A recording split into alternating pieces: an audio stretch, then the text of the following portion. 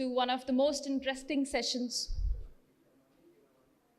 where we are going to delve into geopolitical crisis and its effect on mental health. Chairing the session is Professor Shruti Srivastava from Delhi. I request you, ma'am, to be on stage. And Dr. Rajesh Kumar, sir, from Patna. We'll be listening to two eminent speakers, Professor Sanjeev Jain and Dr. Anirudh Kala, sir. We request you to be on stage, sir.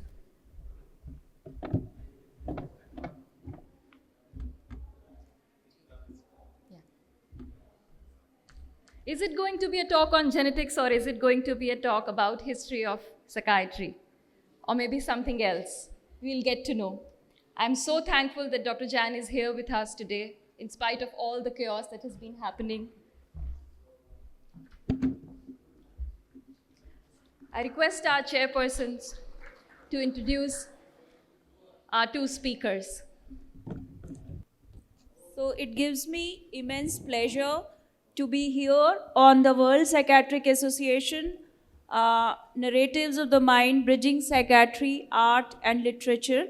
And after we finished a session on creativity, next we move on to a new discipline in psychiatry, that is geopsychiatry.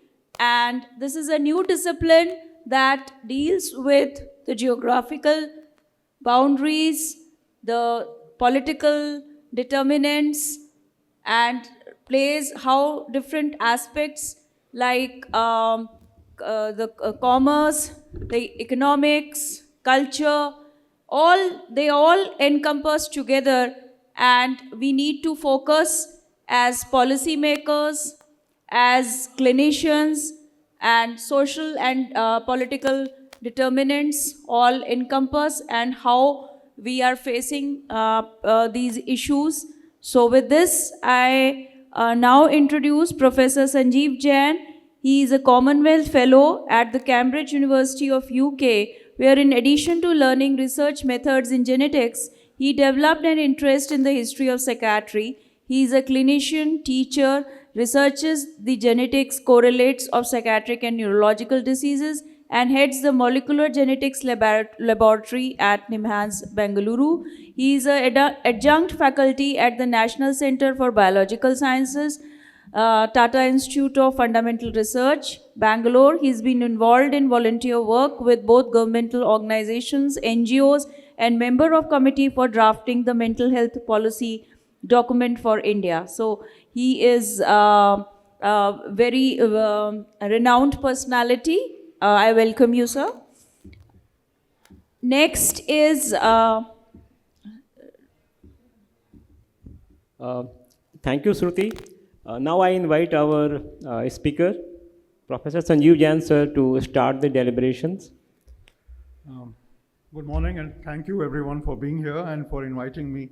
We've listened to a lot of issues about creativity, and it's going to shift focus slightly, because there can be ways to be evil also quite creatively. Now, psychiatry, of course, has had a huge problem with understanding and contributing to the understanding of ourselves. As Roy Porter pointed out, if psychiatry, madness till now, till recently, possessed a fascinating power, perhaps uttering deep, if obscure truths, the madman and the wise man or the wise fool, etc., etc. But when insanity spoke, society listened.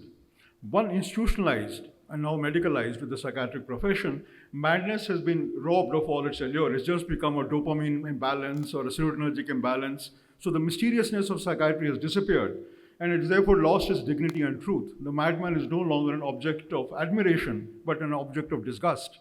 So this whole idea of a madman becoming a burden to society or a global burden has now pervaded our thinking, and it's been reduced from a positive or at least a powerful state of divine madness to an utterly negative state of unreason.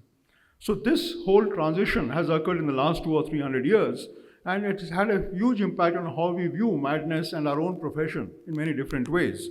And therefore there is a need, as this entire conference is based on, that we need to explore the obscure truths that madness can still guide us too. Whether it's in genomics or genetics or in literature or art, these are obscure truths. And the hunt for these obscure truths is what guides our engagement in psychiatry.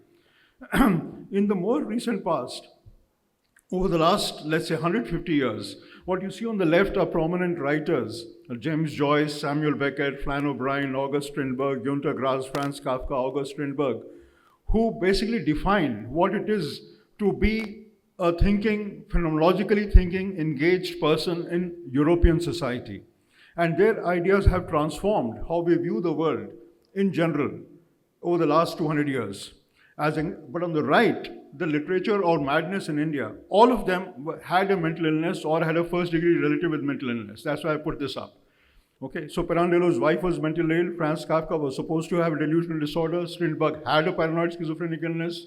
James Joyce's daughter on top died of severe schizophrenia. Samuel Beckett was her first boyfriend and wrote about her madness. And Flann O'Brien was admitted in and out of mental hospitals all his life. So all these are people who have experienced directly facts of mental illness, and their experiences have guided what we think of the world in the 21st century. On the right-hand side, the literature of madness in India is basically experiential by patients who have gone through this, and it has only started appearing in the recent past.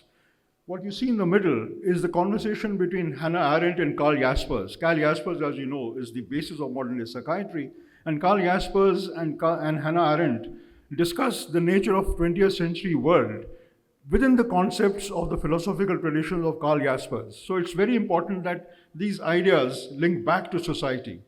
Now, obviously, we are sitting in India, and the biggest geopolitical event in India has been the fact that we speak English. And how this came about has a huge geopolitical significance. And it starts with way back in 1757 as the famous Battle of Palasi. And Raja Ram Narayan Ilauzun, I don't know how to pronounce the name correctly, it probably is an Urdu word, cried in anguish. He was writing a poem about the execution of Siraj-ud-Dawla by the British. The fact that Raja Ram Narayan is writing a poem about the execution of his Muslim king is very important in these days. But what is more important is the content. He says, "Where have gone the mad who roamed about in the desert? Where have vanished those days of love?" So the fact remains that the madmen were wandering around. The fact remains that in times of social distress or in chaos, the madmen did disappear. They were either killed or abducted or whatever happened, they disappeared once these kinds of events happened. And what happens to the mentally ill in times of crisis, therefore, has a very long history. And how mentally ill are made to disappear is also a fact of history. In down south, where I lived and worked for the last 40 odd years, as we all know, the British took over the kingdom of Mysore after a series of wars. And by the time they won the wars, the King of England had already gone mad with bipolar disorder. So you have three different versions. You have George III, who is a scientist and a philosopher, designs equipment, designs gardens, builds Kew Garden, builds Saharanpur Garden, builds the Bangalore Garden, builds the Ooty Garden. So he's a very engaged botanist and a scientist. But he is also a devoted husband who, unlike his father, had 12 children by the same wife, whereas his father had about 14 children with about 10 different women. So it's a very different kind of personality and had recurrent episodes of depression, but he had bipolar disorder. You had Tipu Sultan, the king he defeated, who was a mathematician. He reformed the currency, he's a shipbuilder, first person in the world to use rockets, thought to be headstrong and epileptic, had his children taken away for several years, and wrote very erudite letters to the Times of London, and was killed by the combined forces of Bengal, Bombay and Nizam. And this other time you had Veera Rajendra of Coorg, who in the midst of a paranoid delusion ordered the execution. He had a delusion of infidelity about not his wife, but his wives. So he ordered all 200 of them to be killed. Now, Veera Rajendra continued to rule. George III was divested of his rule and made to retire with dignity. So the way madness affected politics of southern India is also very interesting. As you know, that Tipu Sultan was defeated, he was quite erudite, he was killed. His major prime minister was Diwan Purnaiya, a high caste Brahmin, and his great-great-granddaughter got the George Cross for the Second World War. He analyzes his own dreams and he says, various things, that he had various dreams. He met Raghunath Rao, the Marathi agent. The English have suffered a crushing defeat, as with Napoleon, and on the verge of leaving Bengal. And he does one of the first examples of contemporary dream analysis. He interprets that 3 dates on a platter, which harbinger of his victory over the British, the Nizam and the Marathas. He finds that he dreams of a white elephant, and because Alexander the Great is the last one who has been similarly honored, so he analyzes his own dreams, and this is 100 years before Freud. So you must remember that dream analysis is a long tradition in India. This gives rise to many, many pamphlets all over the world. For example, this is a cartoon published in England of Tipu Sultan literally making the British flee by peeing on them. Political cartooning is allowed in England since then. And of course, he also creates a republic, Indian Republic, modeled on the French Republic after the Revolution. So these ideas of the Republic and creativity, of how a new society can be imagined, have a long history. Then we come to 1857. And what is interesting is the Declaration of Independence by the mutineers in 1857. As you can see, all our brother soldiers, Hindu and Muslims of Lahore and Punjab, this is tried to entice northern India to rise in revolt, which it hasn't, which it did not. Saying Ram Ram, and Hindus will come back on Bashis. The Hindus have, all the armies have fought. And of course, the rules are that there's too much tax and there's road tax. So all of you who've driven here and have paid to road tax, please recall, 1857, they fought a war for that road tax, for its abolition. And therefore, all these ideas are stated to invite the people to, to defeat the British. There's no mention of foreignness. The British are not seen as invaders or foreigners. They are just seen as being corrupt. And that's all. Of course, that gives rise to the mutiny, and John Nicholson, the famous person at Kashmiri who's buried in Kashmiri Gate, leads the charge. What's interesting is that when he starts off his march from Pakistan, what is now Pakistan, to Delhi, he has to kill a soldier who is telling him that he should leave India. And the soldier, when he kills a soldier, the other soldiers say that he's quite right to have killed him because he's infected with a religious delusion regarding independence and caused by a preacher in the hills. So the idea of jihad and the idea of the independence of India is first proclaimed by a madman. The idea that India should be independent is first proclaimed not by a politician, but by a patient. So one must remember that madness does speak obscure truths. This brings us to Ghalib, who has been referred to in passing conversations off and on, and this is the work from my colleague and good friend, Dr. Alok Sareen. When the British overtook Delhi, or took over Delhi, they did curfew, and everybody was in their homes for a long time. Ghalib was protected by the armies of the Maharaja of Patiala, and he apparently wrote a ghazal or a sher, which I am not able to trace the original Urdu. Anyway, I can't read Urdu. But the English content is this: as every military man of England can do what he wills, men are mortally afraid. Chalk has become the place of murder, and the home nothing but a prison. You can imagine the Urdu behind it. What is also interesting is that his brother has got a chronic mental illness, and Ghalib has been looking after him for a long time. You must recall that the lunatic asylum of Delhi has already been established for the last 30-40 years, just beyond Delhi Gate. So this brother is not in the mental hospital, but being looked after at home. And when he dies, because he's not been able to give him food because of the curfew, he writes this very nice epitaph.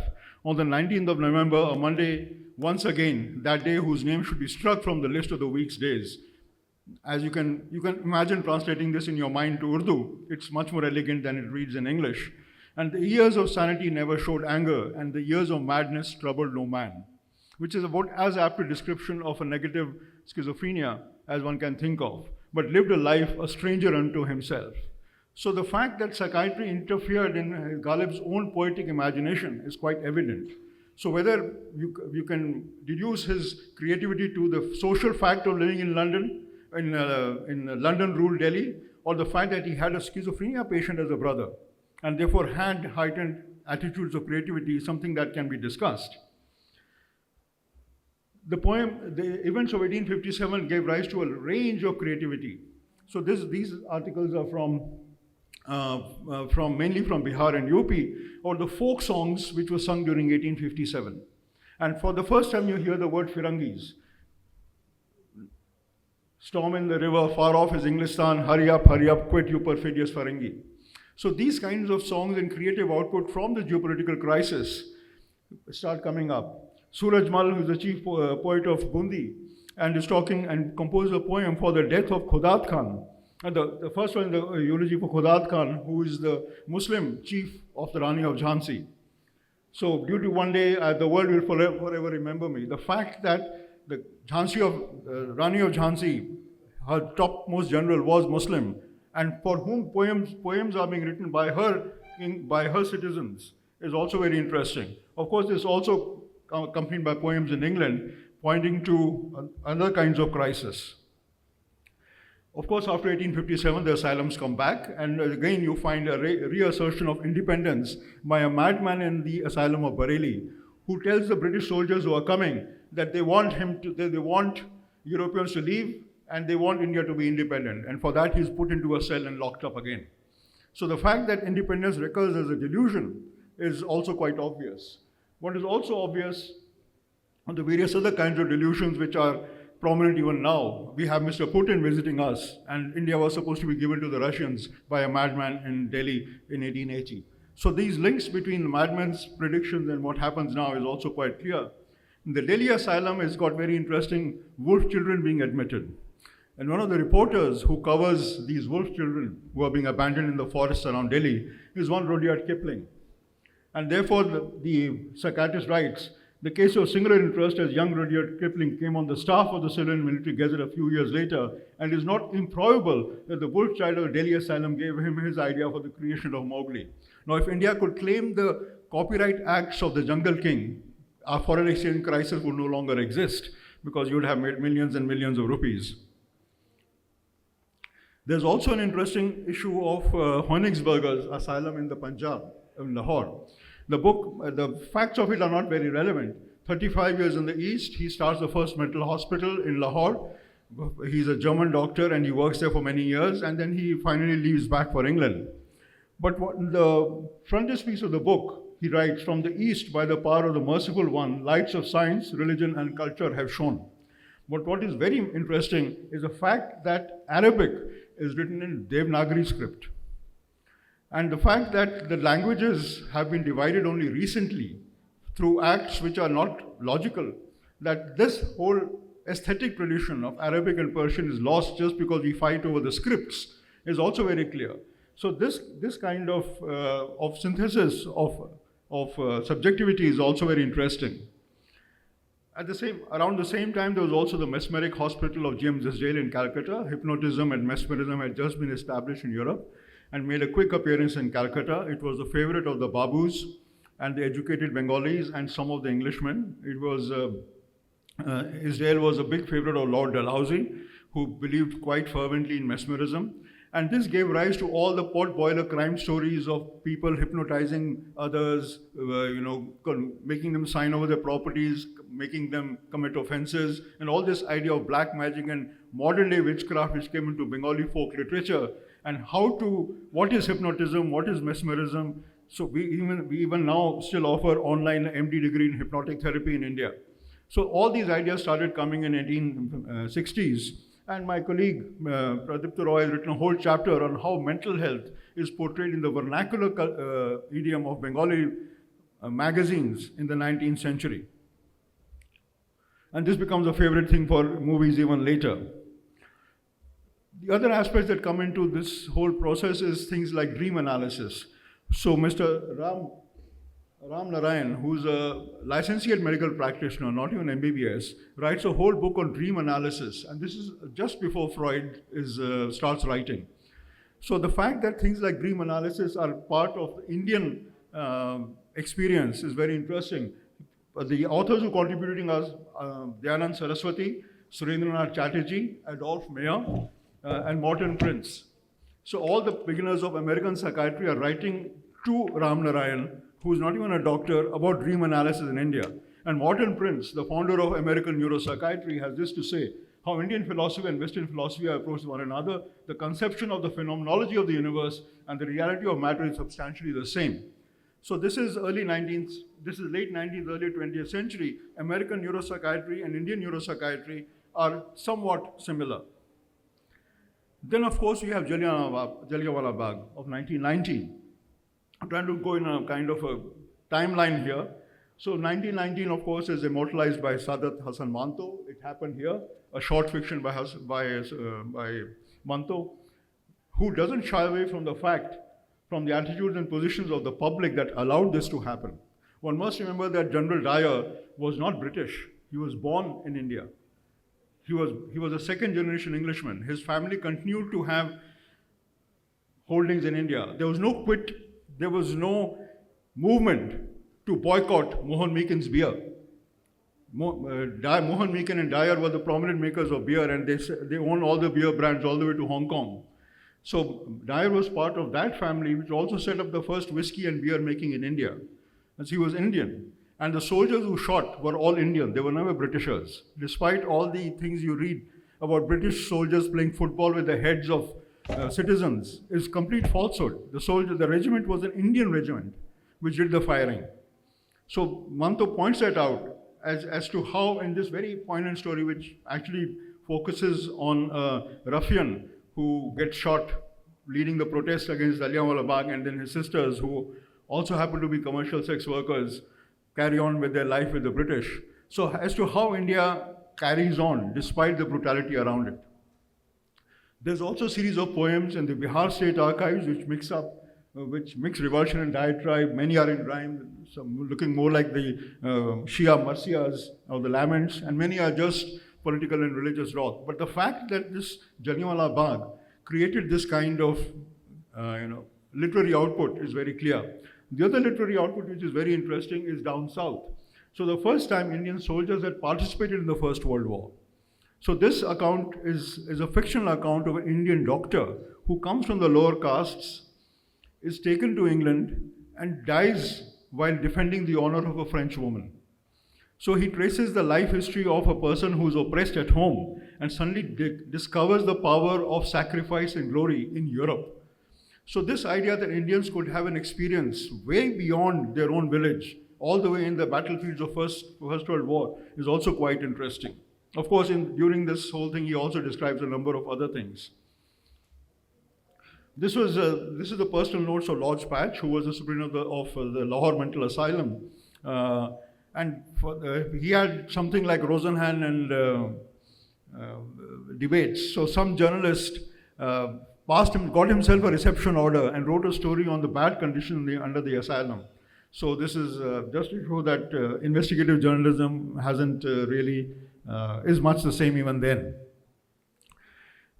There were many patients gave very harrowing accounts. The mentally ill person who had been kept inside a well in the house for many years, who refused to go back home after treatment. But what is interesting is the famous Lahore courtesan and singer who had a psychotic illness, who insisted on being admitted with her full orchestra, and when refused, but was wearing 100 gold objects at the time of admission. At another time, he's hassled by a mob and is beaten up, but then a patient comes and protects him, saying that he needs to be saved because he's such a good psychiatrist. We also have persons like Owen Berkeley Hill, who we have spoken about earlier, but he's the superintendent of the mental hospital in Ranchi, who is basically external from British society because he has married Kunni Mani, who is from Kannada. So a British man marrying an Indian woman was definitely stepping out of line, and that too she happened to be of a depressed class. But one of his suggestions about improving psychiatry in India was to enforce communal feasting. And this idea had been brought into his life by Sahodran Ayappan, who, to tackle the caste problem in Kerala, insisted that people eat together, and that's the only way to remove caste. Why is Berkeley Hill writing about this? Because he's quite convinced that as long as religious and caste divisions prevail in India, social psychology will not improve. And for social psychology to improve, these divisions have to disappear. And the way to make these things disappear is to make sure that people eat together. So it's very, very important. He also writes books on psychotherapy. He also writes stories about his experience, for example, on psychotherapy, his servant, which is Anglo-Japanese response, and a gentleman's son, about a complicated romance in Chota Nagpur, and Feet of Clay, which is bureaucratic problems in Indian offices, etc., etc. He's also a painter, so he photographs his wife in exactly the same position as the famous painting by Whistler of the mother. So he also speaks Swahili, Telugu, Bengali, Hindi, Urdu, and French, German, and English. So he's familiar with literature and experience of the whole world. Of course, by this time, partition is coming up, and we have all these pictures of the partition.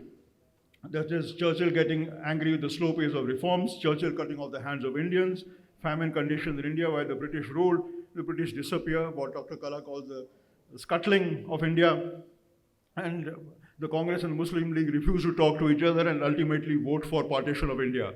And those are partitions, those are photographs of actual Indian politicians, Nehru and Patel raising their hands for the partitioning of India. So to claim that the British partition in India is therefore somewhat incorrect, it was passed by the assemblies of Punjab and Bengal.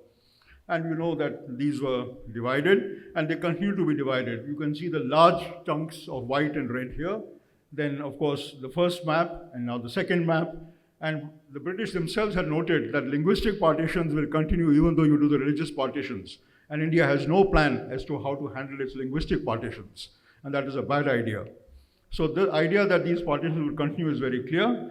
But why did it impact us? So many years ago, with Alok and Dr. Kala, we started working on the psychological impact of partition. The specific thing was that the mental hospital of Lahore would not be partitioned. And whether, as Lady Mountbatten writes, whether India gets independence or not, it is quite evident that Mountbattens will be admitted to the mental hospital. So even Earl Mountbatten is thinking of being put into a mental hospital. And Krishna Menon writing to Nehru and Gopal Menon writing to Patel are both convinced of madness. Whether it's a Malayali problem, I have no idea. It could also be a peculiarly Menon problem.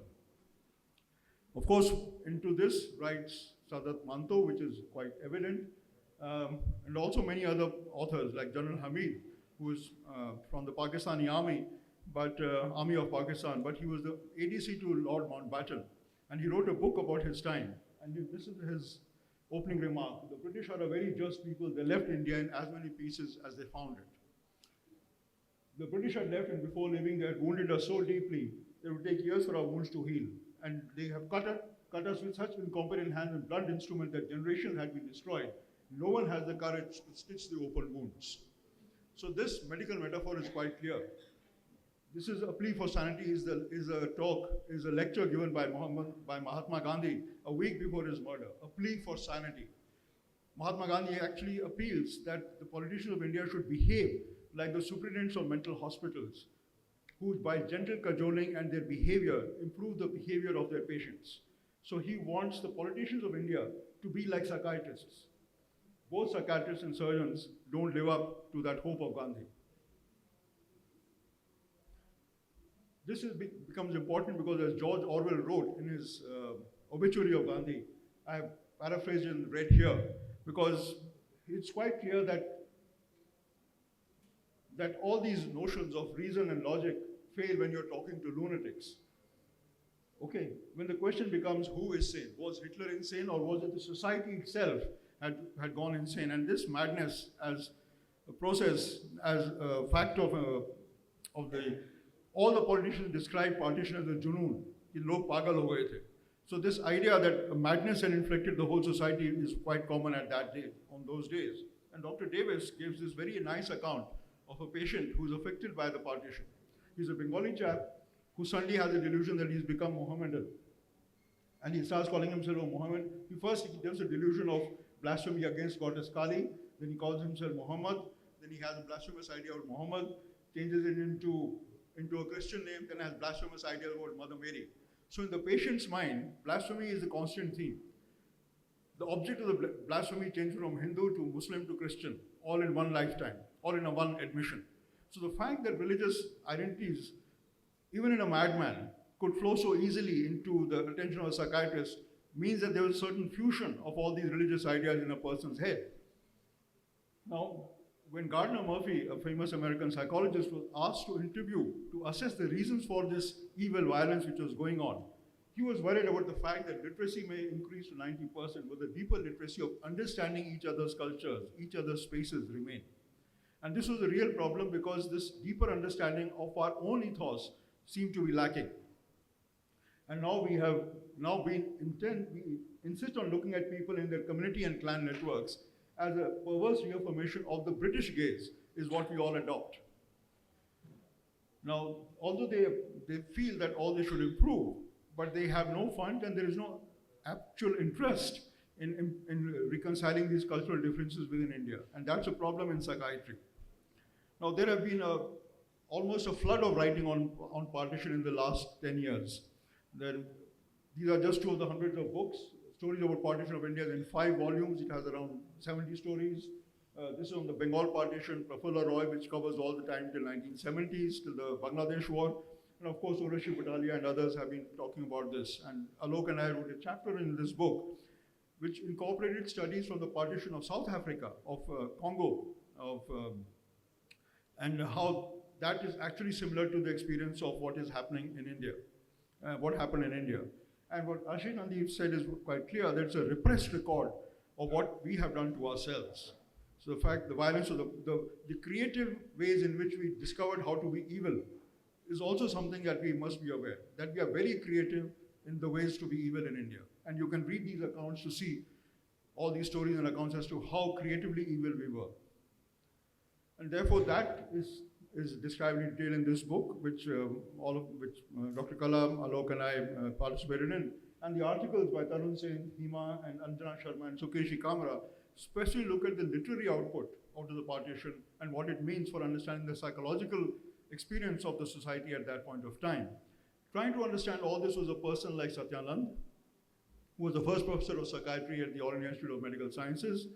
He had worked in Amritsar and Lahore for a long time, and his comment in 1954 was very valid, was very prescient. The socio-economic state of the country is caused by defective and immature community ego development, and the low state of political, social, and economic integration causes and maintains defective and immature community ego. And to correct this, he wanted to start psychodrama clinics in every district hospital to improve the general mental health, so that what happened in partition never happens again.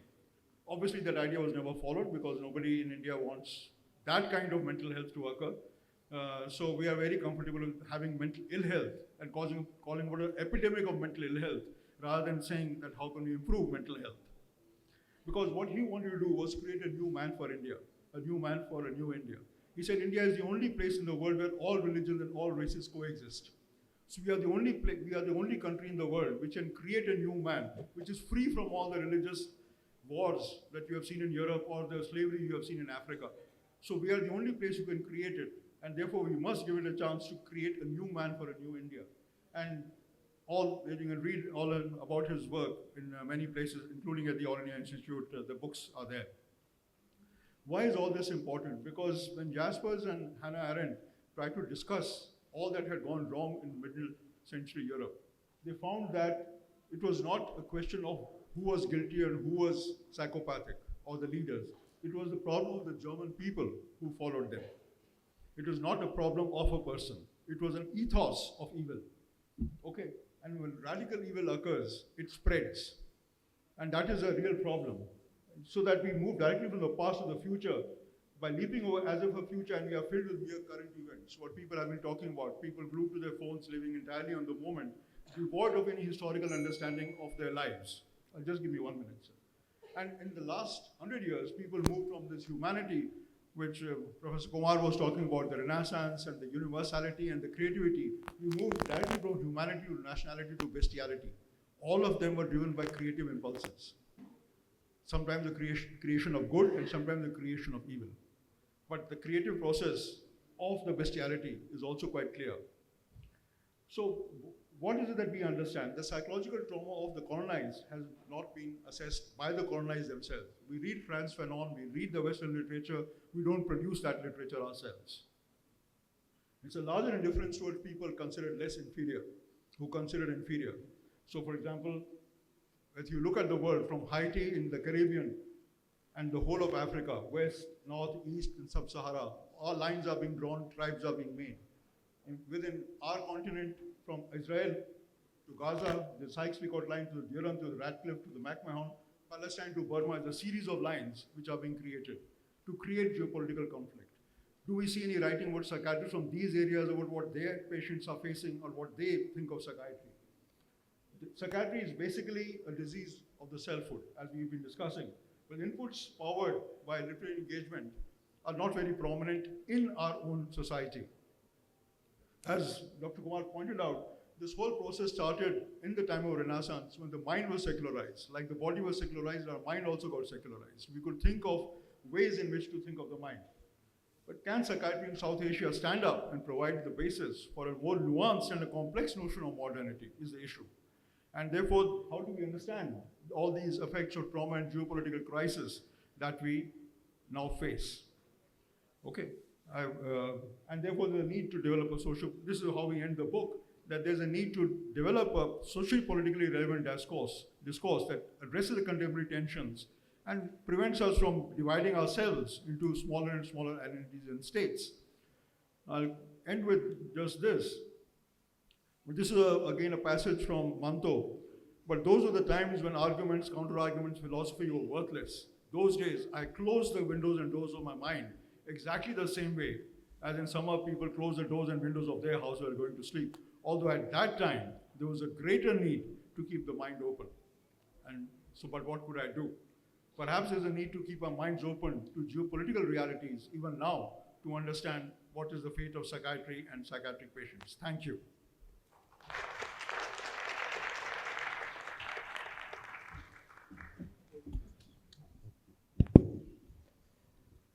After this prolific deliberations by Sanjeev Jain sir, I am really amazed by your different facets, because I know you as a genetic researcher more than your this prolific ability in terms of this history of psychiatry. But I think at this chair, I came to know so many things. But as we know that geopolitical crisis and mental health and the thing which actually bridges is literature. And literature actually in terms of books, novels, memoirs, poets, because I know during World War I there was war poetry. And I think Manto, Khushwant Singh in very recent times wrote a lot about partition after that.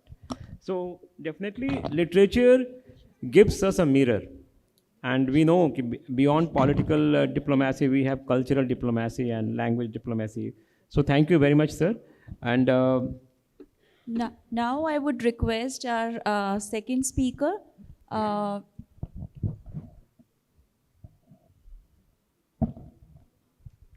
yeah, please project on the slide of the second speaker, the introductory slide.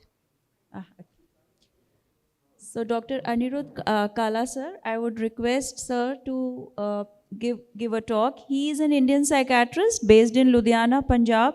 He had been an active participant in the Indian Psychiatric Society for last 40 years and had raised awareness about mental health legislation and related issues among Indian psychiatrists. So I would request sir to please deliver his talk.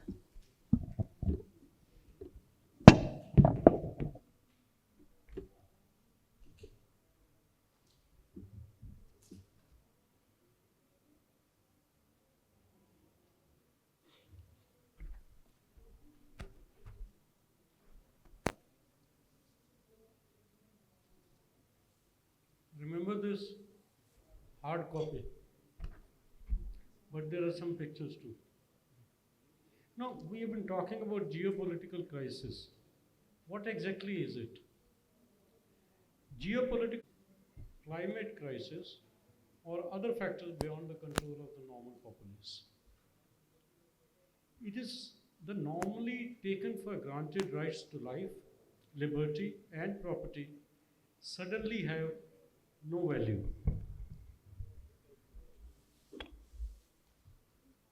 Places which were safe to go are no longer so. It is like a home invasion on a mass scale. Events of that scale and magnitude have lasting, often permanent marks, not just on the individuals affected, but also on the generations which follow. Going by that description and definition, parts of this world, as we speak, are passing through a geopolitical crisis or two. Literature not just describes the mental state of the persons caught up in such earth-shattering events, but by doing so, reflects upon and validates their experiences. This provides some emotional succor and hope that somebody out there identifies with their suffering and the rest of the world is not just watching but understands what they are undergoing and maybe would do something. This is important in itself because enormity of losses is so out of the ordinary that the feeling of not being fully understood is common among the victims of such crises. PTSD was included in DSM as late as 1980, and this evolved as a proper concept only after the Yugoslavian wars of the 90s. Since the two world wars, the term which had been in use earlier was shell shock and then traumatic neurosis.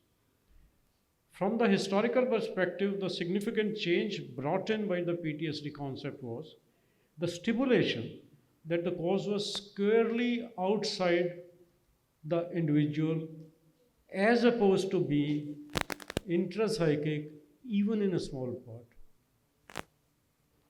Shakespeare's plays are full of battle and trauma, but one of his most compelling speeches about the life of a soldier comes from a woman, Lady Percy. Lady Percy in Henry IV speaks to her husband Hotspur, who has come from battle but is going back the next morning again.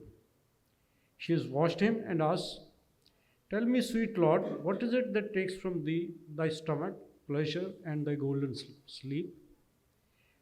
Why dost thou bend thine eyes upon the earth and start so often when thou sits alone, and cry courage to the field?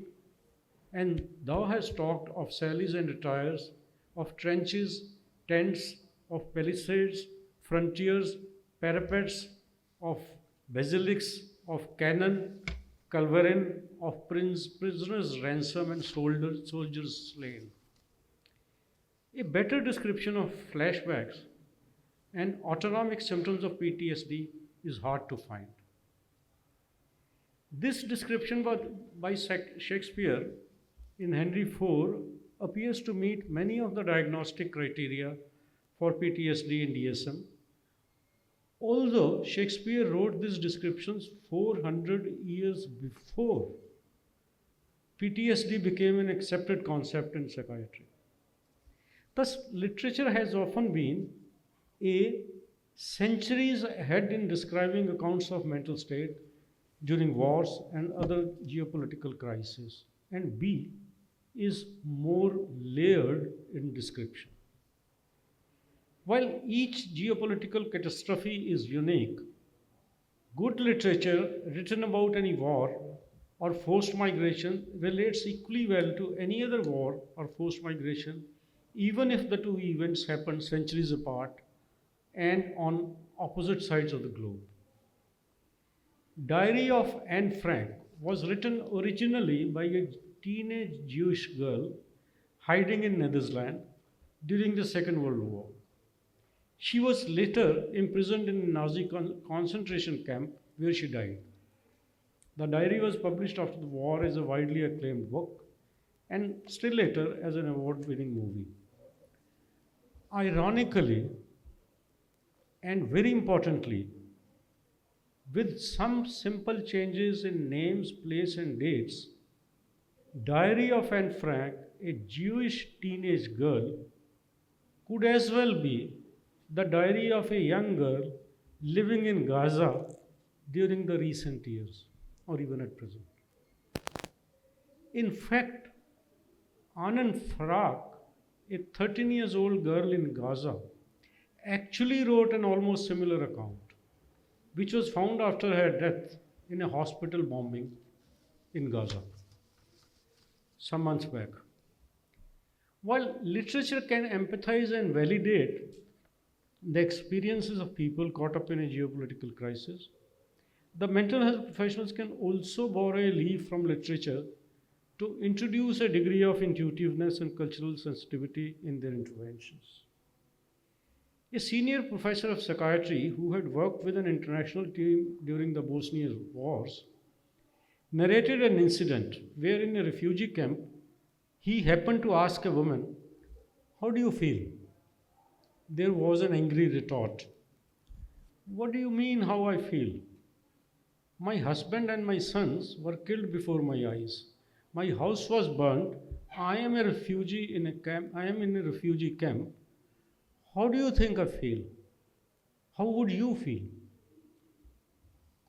In Sri Lanka, just after the tsunami in 2004, there was a very quick and substantial response from international agencies, including the WHO. However, the mental health services would have been far more effective but for the cultural gaps and poor rapport between the WHO professionals and the affected communities. This was commented upon in later publications about the international response of WHO. Now, something that happened nearer home. Sanjeev has already started this talk about the partition of India. It was a gigantic but carelessly executed event by the departing British. It is as if they did not bother to put to their use their legendary organizational capacity. It is as if they actually said, "You wanted freedom? Here, enjoy." Churchill called it a shameful flight. Stanley Wolpert wrote a book by the same name. W.H. Auden wrote a scathing poem.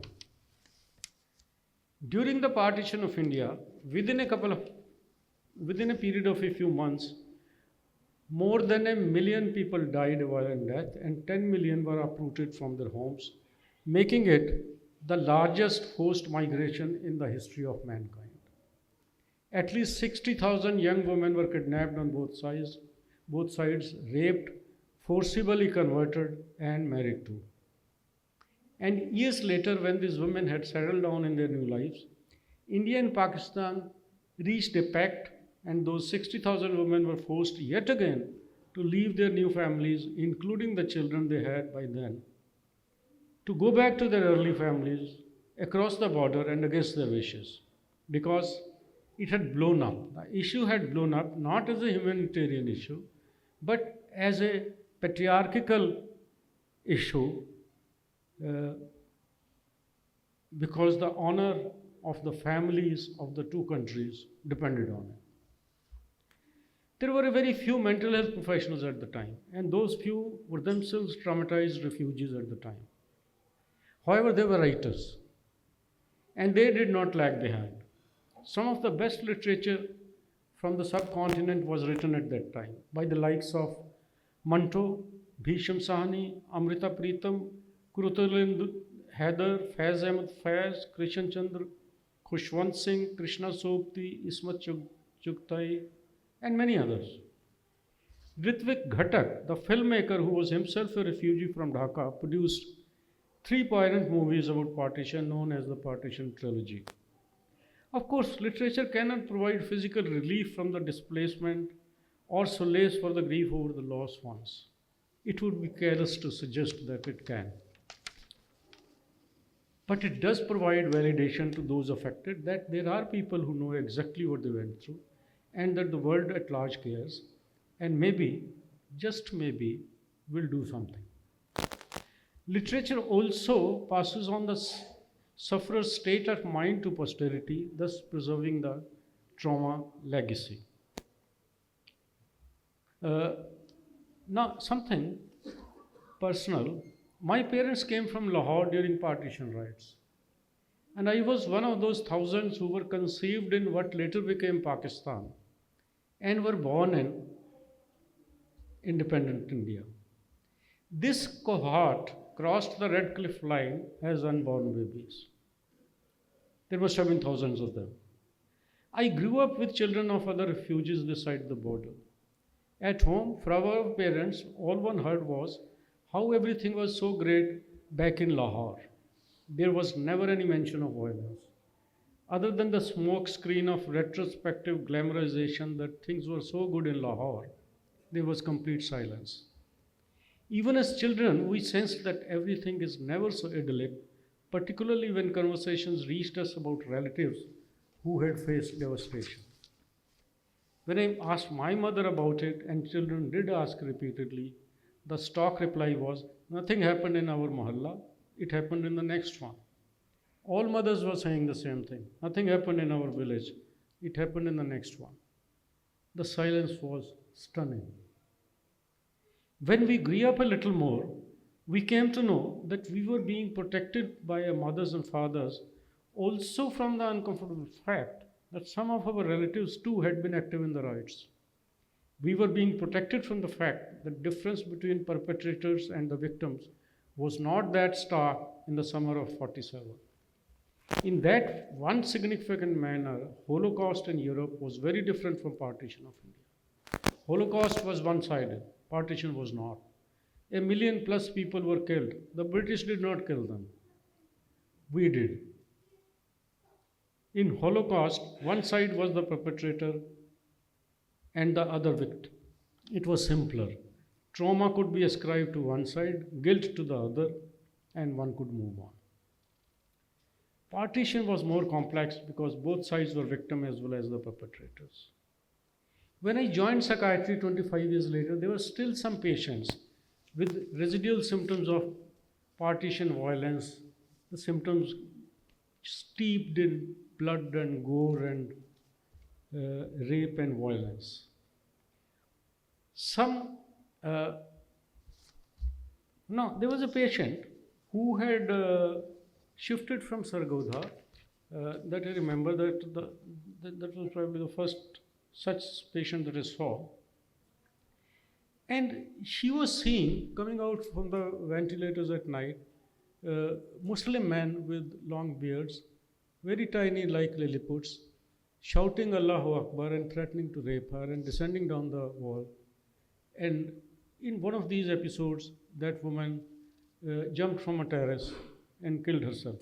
But her daughter, she picked up, who was a grown-up girl by then, she picked up that syndrome like a family heirloom and started having exactly the same symptoms. Those Muslim men coming down the ventilators. And sometimes after that, I had the opportunity to go to Lahore as part of a conference. And the host took us for shopping. As the 2-hour trip was winding down, a teenage girl, similar to the daughter of my patient back in India, she entered the showroom, and we had an elderly sick psychiatrist with us as part of our delegation. And she started shouting at him, "You were in my room that night threatening me. Why have you Sardars come here again? Aren't you done with killing and raping us?" This was actually said in English. And there was stunning silence in the shop. At that time, the mother who had been parking the car, she came in, hassled, looking for the girl. And she was full of apologies, and she explained that she is a case of mental illness, but she doesn't take medicines, what do I do, etc., etc. This is what intergenerational trauma and mirror imaging of symptoms would look like when both the populations were the attackers as well as the attacked. Now, at the time of partition, all the assets were divided into two, to be divided into two countries.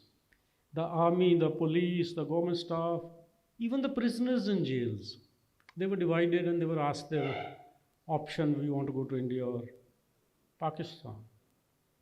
But then there were these patients, hundreds of them admitted in mental hospitals across the subcontinent.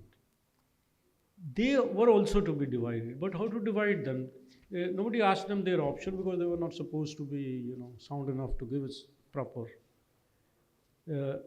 So the governments took the simple step that all the Muslim patients in Indian mental hospitals, they were shifted to Lahore, and all the Hindu and Sikh patients admitted in Pakistani mental hospitals, they were shifted to India.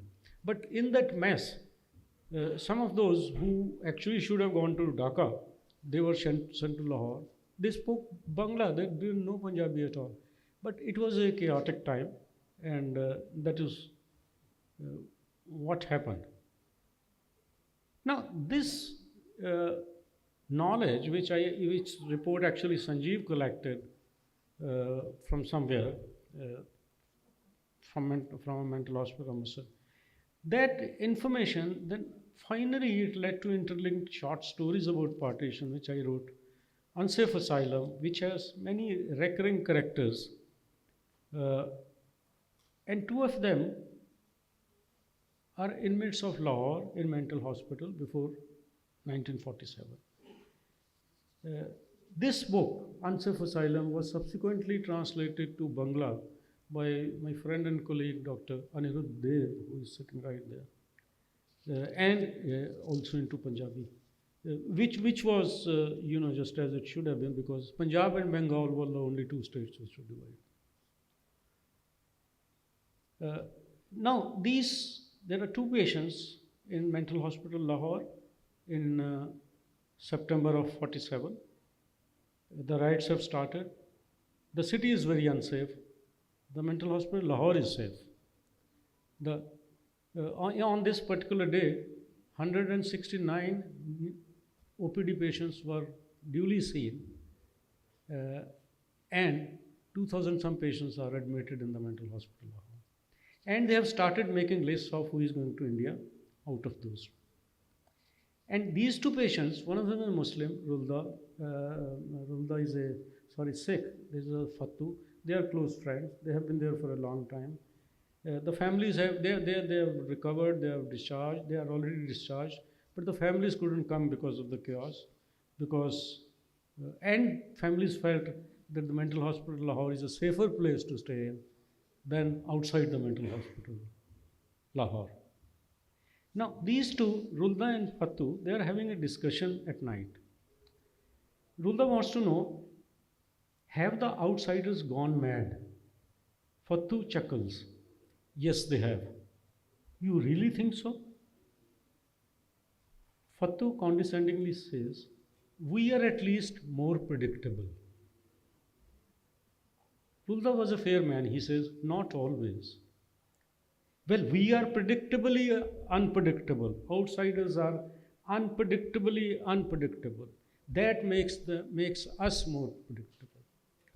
They should be inside and us outside. But there are so many, all of them cannot fit in here. Rule the objective. And so many people cannot be mad. Why? Fatu asked.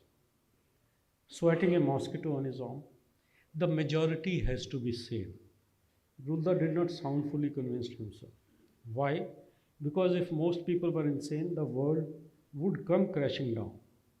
Maybe it is crashing down as we speak, Fatu observed. And then he says, he took the attack to him, you non-Muslim mental patient, you will be deported to Hindustan with all the other Hindu and Sikh kafirs. Rulda objected, my house is here, near Rawalpindi, and yours near Hoshiarpur in Hindustan. Don't worry, they will shift the houses too. They will send your house there and bring mine here. Outside people are very smart. An infant had begun to wail distantly from the waiting hall. A family had sought refuge from violence in a mental hospital. And they were given for the night. And that was the small child.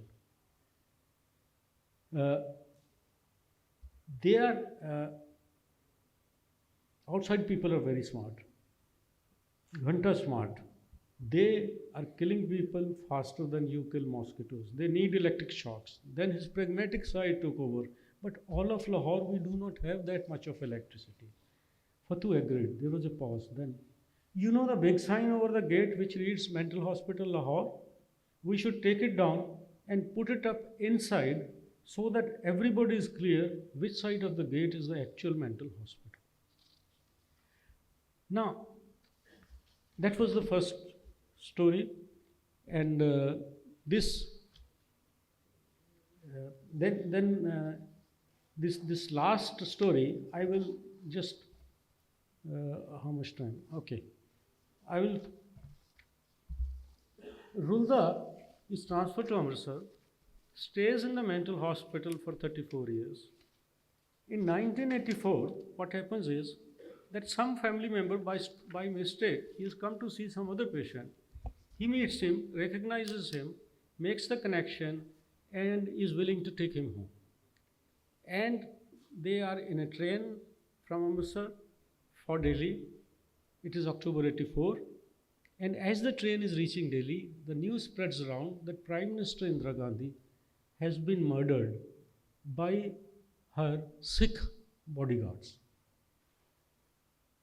And the police advises people, the Sikhs in the train, to, discontinue the journey, don't go into Delhi. But Rulda and his escort, they say, we have to go to Delhi. We don't know anybody on the way. His house is in Delhi. So they get down there. People, Sikhs, were being, murdered and burnt, which actually happened in those 3 days. And then the Rulda Singh, he loses contact with his relative in the mob, and he is pushed to one side and he's thrown around, and he sees people going with jerry cans of kerosene and trying to burn Sikhs, and then reaches a road, calm road, there's a traffic going on, and auto stands next to him and asks him, Sardar ji, aap kahan jaoge? And Rulda Singh hesitantly asks him, is शहर में कोई mental hospital है? So that is where that's the end of the book. There were, if we have 1 or 2 minutes, there are a few pictures,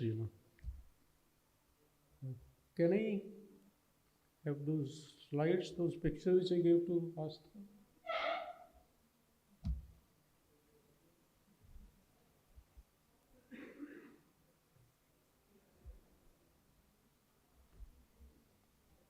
Yes, it's already there. That's fine. Next. Next one.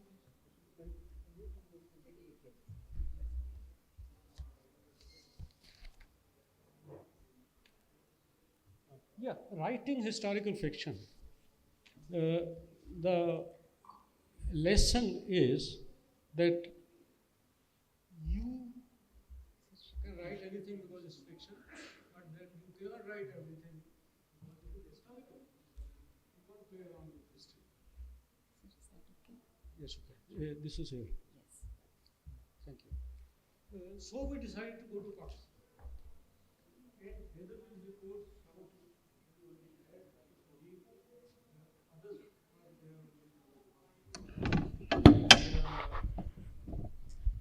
But the problem was that they didn't give visa to individuals or 2 people or 3 people, only to the conference's delegations. So we actually formed an organization with the help of the people from the other side, professional colleagues. They were very, very helpful, and there we went for the first conference. And as you can see, Pakistani's hospitality at its peak. That is Dr. Harun Rashid Chaudhry. We lost him some years back. Many of you have met him. He was a senior psychiatrist in Lahore.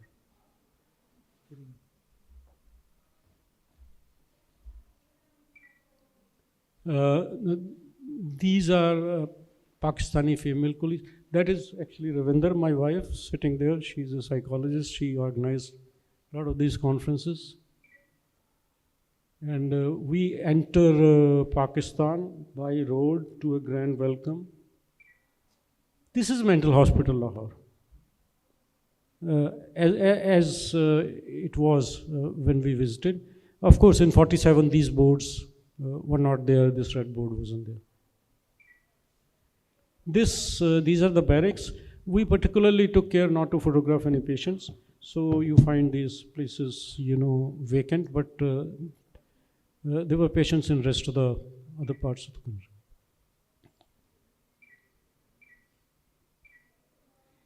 They have named their wards after the names of Sufi poets. This is written Baba Farid ward. and this one is Baba Farid ward and Sultan Bahu ward. Nusrat Habib Rana, the medical superintendent of Mental Hospital Lahore at the time, she was extremely helpful, very hospitable, and asked her staff to show us whatever they want to see, like that. And we poured through many documents, had a lot of discussions. Some of these are as old as 1937, 1942. This was the annual report of the Mental Hospital Lahore 47. Now, this was the book that Sanjeev mentioned, in which I wrote a chapter. And finally, this was the book that came out, which I mentioned. This was published by Speaking Tiger. And it was translated, like I said, to Punjabi by Dr. Kulveer Gojra and Bangla by Dr. Anirudh Kala. There were 14 stories about the prisoners who were divided, about the patients, of course, several stories about the patients. There were women, like I said, who were separated from the families and raped and married to, and there were stories about them, and so on and so forth. And they are interconnected stories. Many characters are common. This was another book about another crisis, the drug crisis in Punjab. This was about the 10 years of terrorism in Punjab. This again fiction, but not fiction, and partly lived reality. I would actually, lastly, I would encourage my younger colleagues to write. They cannot be short of ideas. We are the only profession in which people take appointments from you, come in large numbers, and tell you the stories and pay you. So please write. Thank you very much.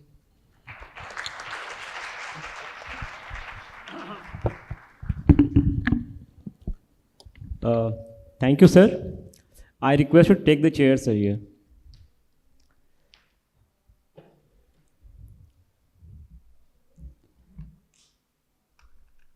I may be chairperson, but I think this paradox that being a younger colleague of all of you, I try to learn the various facets. And many of the unknown facets I came to know about Kala, sir. I know about more of addiction again, a man of addiction and forensic. So I think sir said very right thing that we all should write. And I think writing is one habit which is actually being eroded. I think yesterday we had a lot of discussion about how AI is eroding our creative abilities. But I think I remember 2-3 people, big name like J.S. Neki from our own country, who actually got Sahitya Akademi Award in Punjabi literature. And one person, I think Clifford Beers, who started mental hygiene movement, he wrote a book, A Mind That Found Himself. And that was a memoir of how actually he survived in the mental hospital. And one person, K. Redfield Jamison, American psychologist, she wrote 2 books. One in depression, Night Falling Fast, Understanding Suicide, and also An Unquiet Mind, when she was into manic episode. So I think literature actually gives you a mirror where you can see the history and also the personal experiences. And definitely between the geopolitical crisis and mental health impact, one thing which actually gives us a view about that, how history has gone itself is the literature. So now it's open for any question from the audience. Yes, Yeah. please come forward, introduce yourself, and ask a question.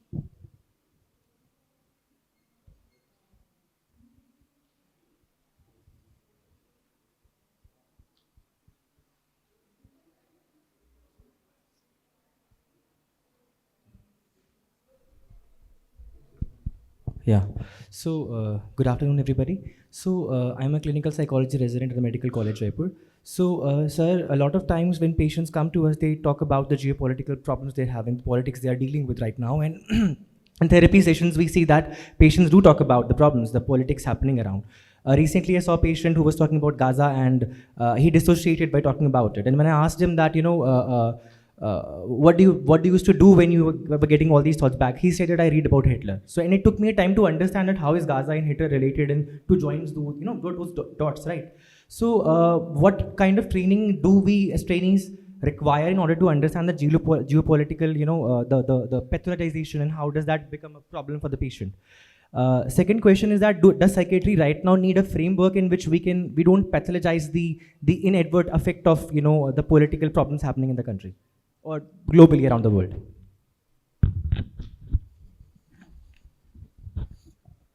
The second one first. We see the issue is not that connecting the dots is very easy, but if we want to have our own answer to this, we must have Indian psychiatrists trying to make the dots. Otherwise, people will become suspicious that it's another imperial or a Western notion. The fact that Indian psychiatric profession itself does not connect dots often enough is the issue. So obviously, we need to be aware of these dots. I mean, I remember once when the first Kuwait war started, a patient came in Catatonia, middle-aged lady. So it was quite unusual. And she was Muslim. And the bombing of Kuwait, or whatever happened afterwards, she really felt the end of the world was at hand. And there was no point in breathing anymore. That was the only thing. She had seen on TV all these bombs being drained. She felt the world was going to end. And what's the point of living if the world is ending? So the patient could make that connection. No, Catatonia, we didn't give a RCT. We made a talk. But what if, if we hadn't connected the dots and just given a RCT as a catatonic stupa, it would be wrong.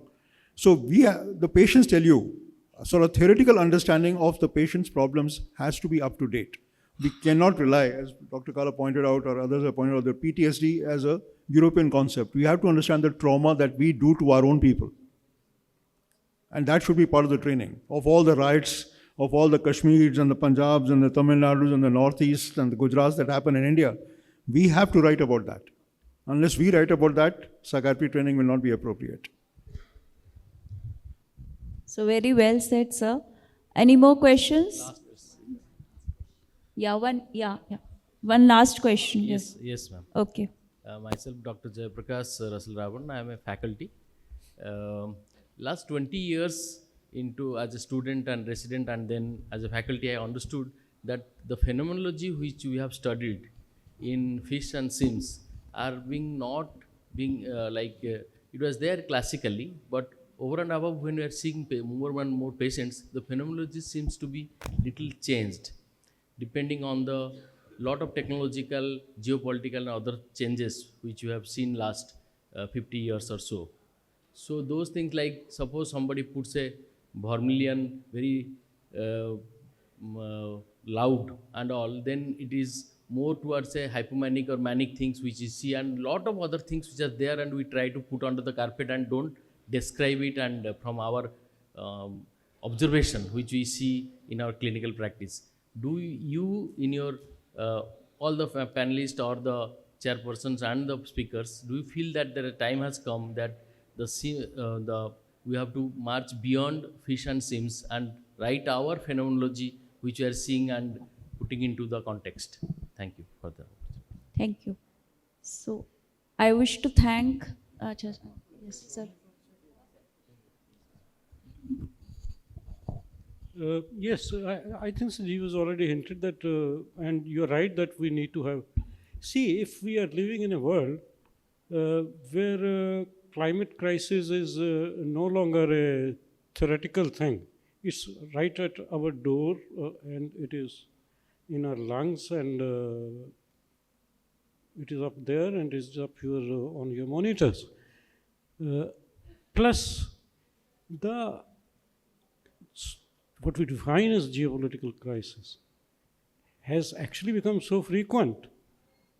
Crisis is something which happens once in a while.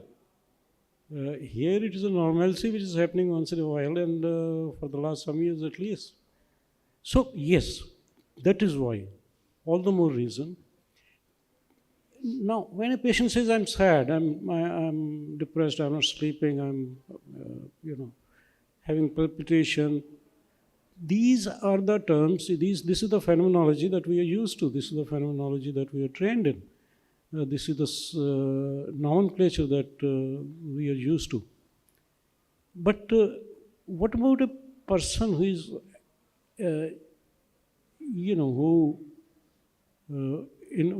for example, in Kashmir, or Kashmiris elsewhere when India loses a match?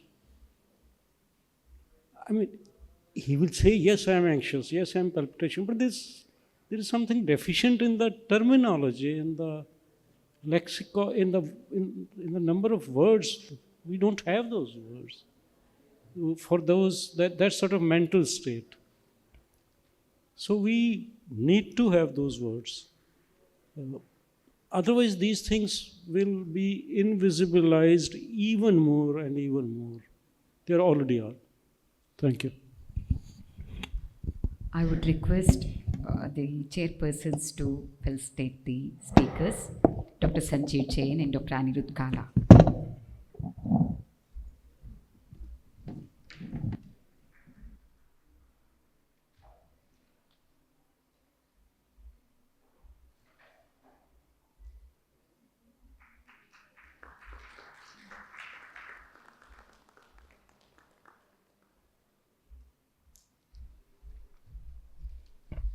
I would request Professor T.S.S. Rao, President-elect IPS, to felicitate our chairpersons, Dr. Shruti Srivastava and Dr. Rajesh Kumar.